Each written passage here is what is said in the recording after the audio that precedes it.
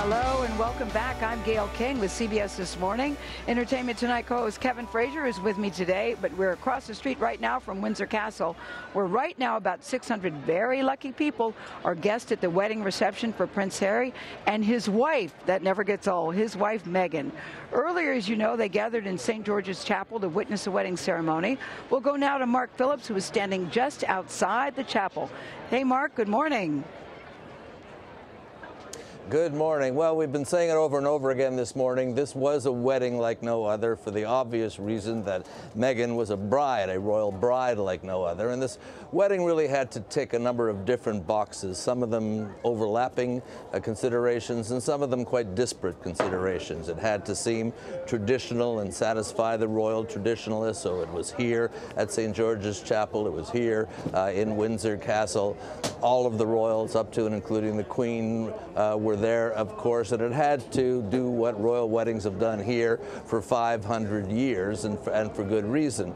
But because Meghan is who Meghan is, an American bride, it had to also reflect culturally where she came from. And so they planned the ceremony that really did straddle the ocean, for that matter, from America to here. It had traditional hymns, traditional prayers, the Archbishop of Canterbury, but it also had the Bishop of the American Episcopalian Church and music, classic and modern as well. Anyway, this is what it looked like.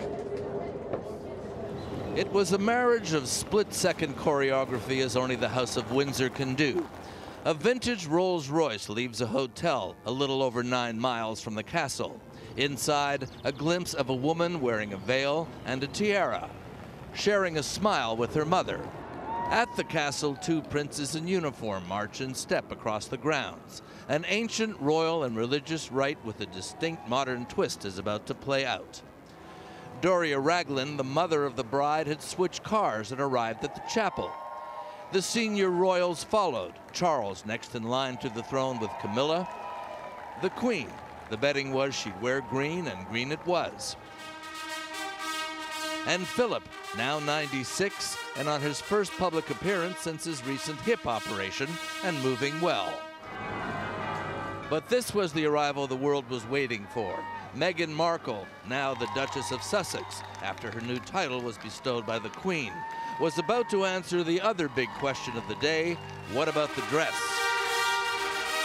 It was, to quote the palace, a dress that epitomizes a timeless, minimal elegance. The designer, Claire Waite-Keller, a British woman who now heads the French fashion house Givenchy. In the absence, for health reasons, of Meghan's father, her future father-in-law escorted her up the aisle. The Archbishop of Canterbury, Justin Welby, performed the ceremony. Will you love her?